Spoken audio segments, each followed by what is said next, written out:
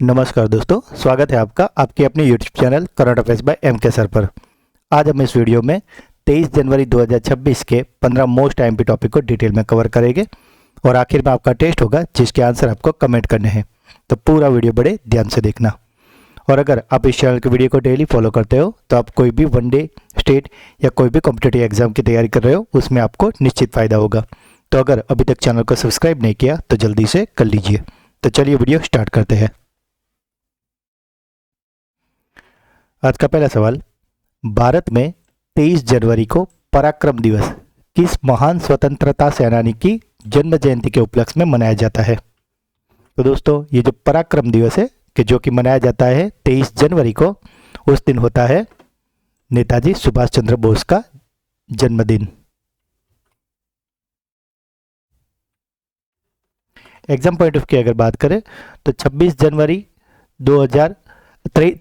2026 को नेताजी सुभाष चंद्र बोस की 129 यानी कि 129वीं जन्म जयंती मनाई गई है और जिसे भारत सरकार ने पराक्रम दिवस के रूप में घोषित किया है। भारत सरकार ने 2021 में नेताजी की निस्वार्थ सेवा और राष्ट्र के प्रति उनके अदम्य साहस को सम्मान देने के लिए उनके जन्मदिन यानी कि 23 जनवरी को पराक्रम दिवस के रूप में मनाने की घोषणा की है। नेताजी का जन्म 23 जनवरी 1897 को ओडिशा के कटक में हुआ था। उन्होंने आज़ाद हिंद फौज का पुनर्गठन किया और भारत की स्वतंत्रता के लिए अंग्रेजों के खिलाफ सशस्त्र संघर्ष का नेतृत्व किया है। उनके प्रसिद्ध नारे हैं, तुम मुझे खून दो मैं तुम्हें आज़ादी दूंगा, जय हिंद और दिल्ली चलो, या फिर चलो दिल्ली भी उसको बोलते हैं। नेताजी 1938 में हरिपुरा और 1939 में त्रिपुरी में भारतीय राष्ट्रीय कांग्रेस के अध्यक्ष भी चुने गए थे। गणतंत्र दिवस 2026 के समारोह में राष्ट्रीय गीत वंदे मातरम के नए स्वर और नए धुन के साथ कौन प्रस्तुत करेगा? तो दोस्तों, ये जो हमारा राष्ट्रीय गीत है वंदे मातरम, उसको अब नए स्वर में और नए धुन में पेश किया जाने वाला है गणतंत्र दिवस पर, और वैसा करने वाले हैं MM किरवानी। दोस्तों, MM किरवानी वही है जिन्होंने प्रसिद्ध फिल्म RRR के प्रसिद्ध सॉन्ग नाटू नाटू यानी कि नाचो नाचो सॉन्ग का कोरियोग्राफ किया था, म्यूजिक दिया था।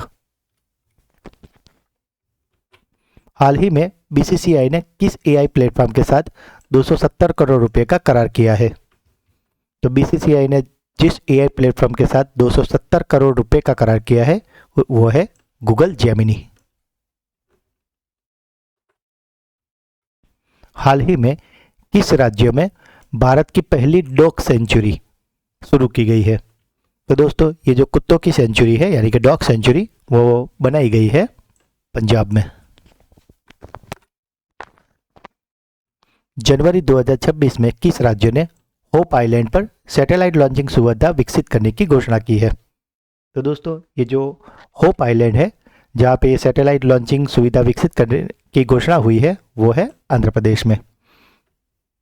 आंध्र प्रदेश के मुख्यमंत्री N चंद्रबाबू नायडू ने 17 जनवरी 2026 को काकीनाडा की होप आइलैंड पर एक सैटेलाइट लॉन्चिंग सुविधा विकसित करने की महत्वपूर्ण घोषणा की है।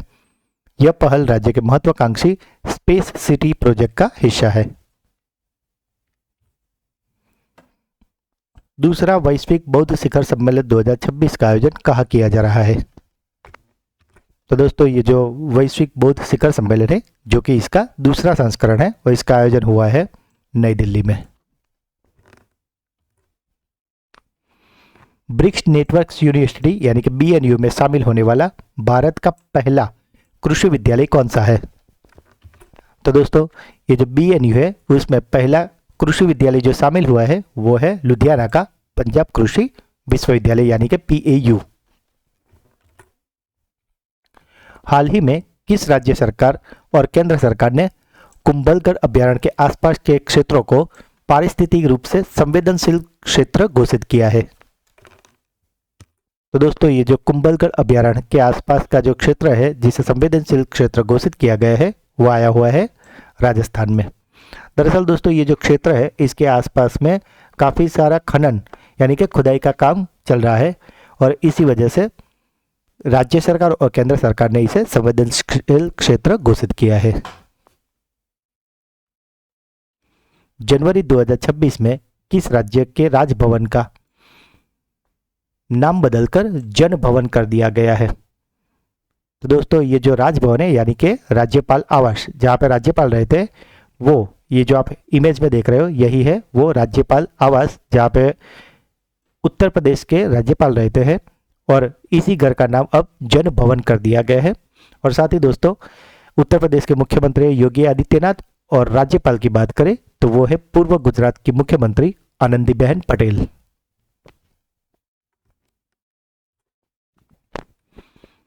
79वीं राष्ट्रीय फुटबॉल चैंपियनशिप संतोष ट्रॉफी 2025-26 कहाँ आयोजित की जा रही है? तो दोस्तों ये जो राष्ट्रीय फुटबॉल चैंपियनशिप संतोष ट्रॉफी 2025-26 है वो आयोजित होने वाली है असम में। ये 21 जनवरी से लेकर 8 फरवरी 2026 तक असम में आयोजित होने वाली है। हाल ही में जारी एशिया विनिर्माण सूचकांक 2026 में भारत को कौन सा स्थान प्राप्त हुआ है? तो दोस्तों ये जो एशिया विनिर्माण सूचकांक 2026 है उसमें भारत को मिला है 6ठा स्थान। वरिष्ठ भारतीय महिला फुटबॉल टीम का नया मुख्य कोच किसे नियुक्त किया गया है? तो दोस्तों ये जो मुख्य कोच नियुक्त किया गया है जो कि वरिष्ठ भारतीय महिला फुटबॉल टीम के लिए है वो है अमेलिया वालवेर्डे। हाल ही में किस राज्य सरकार ने गैर हिंदी भाषी लेखकों के लिए एक नए विशिष्ट पुरस्कार की घोषणा की है? तो दोस्तों ये जो गैर हिंदी भाषी लेखकों के लिए जो विशिष्ट पुरस्कार है उसे देने की घोषणा की है तमिलनाडु ने। हाल ही में किस स्थान पर राष्ट्रीय स्तर का शीतकालीन कार्निवल यानी कि विंटर कार्निवल 2026 शुरू किया गया है? तो दोस्तों ये जो विंटर कार्निवल है वो शुरू हुआ है मनाली में। 2026 के ग्लोबल सिटी इंडेक्स के अनुसार दुनिया का सबसे सुरक्षित शहर किसे नामित किया गया है? तो दोस्तों ये जो दुनिया का सबसे सुरक्षित शहर 2026 के लिए जारी हुआ है वो है अबू धाबी। अगर इंडिया की बात करें तो मंगलुरु जो कि कर्नाटक में है वो भारत का सबसे सुरक्षित शहर बनकर उभरा है। अगर दूसरे और तीसरे नंबर की बात करें तो इंडिया में दूसरे नंबर पे है पुणे और तीसरे नंबर पे है अहमदाबाद। तो दोस्तों ये थे आज के 15 मोस्ट एमपी प्रश्न। अब बारी है आपकी ब्रेन बूस्टर क्विज की जिसके आंसर आपको कमेंट करने हैं। आज का पहला क्वेश्चन, हाल ही में बीसीसीआई ने किस एआई प्लेटफॉर्म के साथ 270 करोड़ रुपए का करार किया है? जनवरी 2026 में किस राज्य के राजभवन का नाम बदलकर जनभवन कर दिया गया है? और आज का आखिरी सवाल, 2026 के ग्लोबल सिटी इंडेक्स के अनुसार दुनिया का सबसे सुरक्षित शहर किसे नामित किया गया है?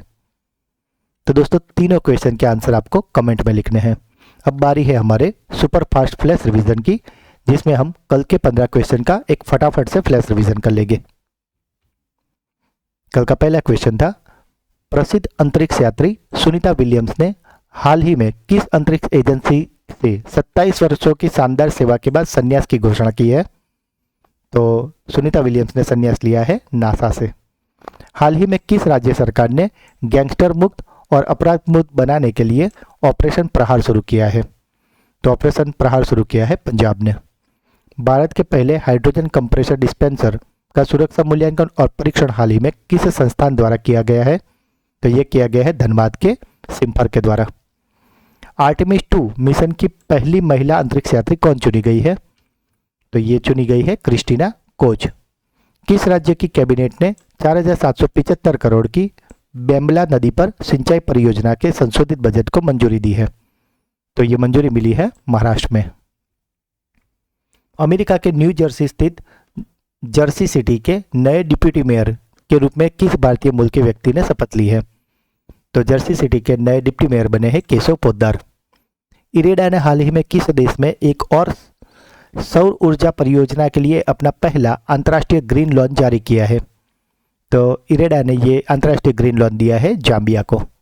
हाल ही में जारी आंकड़ों के अनुसार वर्ष 2025 में किस देश की जनसंख्या में लगभग 30 लाख की भारी गिरावट दर्ज की गई है? तो ये 30 लाख की गिरावट हुई है चीन में। 46वीं प्रबंधन कांग्रेस में किसे उत्कृष्ट शासन नेतृत्व पुरस्कार से सम्मानित किया गया है? तो ये दिया गया है धीरज शर्मा को। India international conference on democratic election and management 2026 के पहले संस्करण का आयोजन हाल ही में किसके द्वारा किया गया है? तो ये किया है भारतीय निर्वाचन आयोग ने। हाल ही में चर्चा में रहा हिमबोग ब्रांड का संबंध मुख्य रूप से किस राज्य से है? तो ये है हिमाचल प्रदेश से।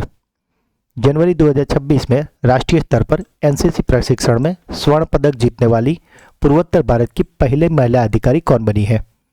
तो ये महिला अधिकारी का नाम है KM सुधा। केंद्र सरकार ने किस राज्य में BSF की चौकियों को अंतर्राष्ट्रीय सीमा और अधिक करीब यानी कि जीरो लाइन के पास स्थानांतरित करने के लिए सैद्धांतिक मंजूरी दी है? तो ऐसा किया है पंजाब में। उपराष्ट्रपति CP राधाकृष्णन ने जनवरी 2026 में किसकी आत्मकथा पलानी वेलुगट्स के हिंदी संस्करण का विमोचन किया है? तो यह आत्मकथा है डॉक्टर C पलानी वेलु की। और कल का आखिरी सवाल था, किस भारतीय बैडमिंटन स्टार खिलाड़ी ने अपने अंतर्राष्ट्रीय करियर से आधिकारिक तौर पर संन्यास की घोषणा की है? तो ये अंतर्राष्ट्रीय करियर से संन्यास की घोषणा ले ली है साइना नेहवाल ने। तो दोस्तों ये थे कल के 15 मोस्ट एमपी प्रश्न, जिसे फिलहाल तो हमने काफ़ी क्विक रिवीजन किया है, पर कल के वीडियो में हमने इसे काफ़ी डिटेल में अच्छे से और इमेज के साथ समझाया है। तो अगर अभी तक आपने वो वीडियो नहीं देखा तो उसका लिंक नीचे डिस्क्रिप्शन में दिया हुआ है, उसे ज़रूर देख लेना। इस वीडियो का PDF आपको हमारी टेलीग्राम चैनल से मिल जाएगा। और अगर आप इस चैनल की वीडियो को डेली फॉलो करते हो तो आपको निश्चित फ़ायदा होगा, क्योंकि हम यहाँ ऐसे ही 15 टॉपिक सिलेक्ट करते हैं जो कि आपकी हर एग्ज़ाम के पॉइंट ऑफ व्यू से बहुत ही ज़्यादा इंपॉर्टेंट हो। तो अगर वीडियो अच्छा लगा है तो इसे लाइक करें, जो भी क्वेश्चन पूछे गए अगर आपका कोई डाउट है तो इसे कमेंट करें, वीडियो को ज़्यादा से ज़्यादा अपने व्हाट्सएप टेलीग्राम पे शेयर करें, और अगर अभी तक चैनल को सब्सक्राइब नहीं किया तो जल्दी से कर लीजिए। तो मिलते हैं एक अगले वीडियो में, तब तक के लिए पढ़ते रहिए, आगे बढ़ते रहिए। जय हिंद, जय भारत।